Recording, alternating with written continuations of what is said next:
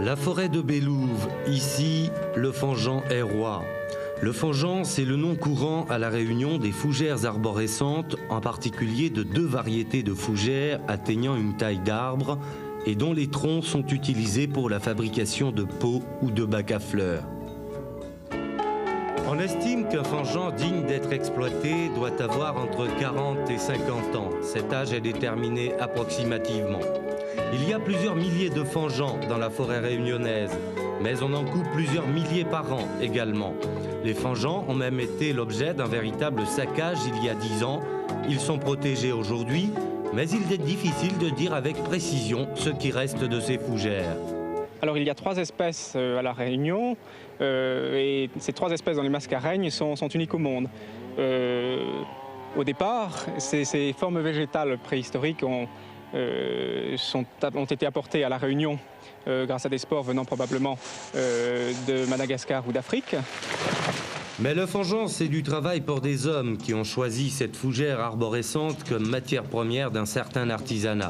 Ce sont eux les bénéficiaires des autorisations de l'ONF, mais ces autorisations sont assorties de conditions. Seuls les Fangeants ayant visiblement atteint l'âge d'être coupés seront abattus.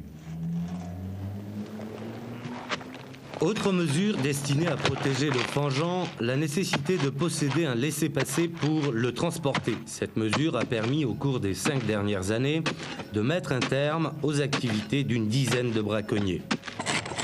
Le travail du Fangeant se fait en forêt, vous le voyez, sur les lieux mêmes où se récolte la matière première. Et cet artisanat, d'un bon rapport pourtant, ne compte pas beaucoup de professionnels, en tout cas pas beaucoup de professionnels déclarés.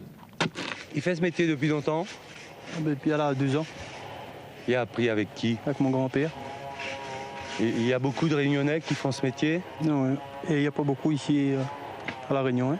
Le Fangeant restera toutefois un artisanat très local, car une clause de la réglementation de l'ONF en fait un produit à utiliser exclusivement sur place. Il est interdit en effet d'exporter du Fangeant à moins d'obtenir une dérogation de l'office. Il ne s'agit pas de règles figées, mais l'ONF tient à garder la maîtrise et le contrôle de cette richesse de la nature réunionnaise qu'est le Fangeant.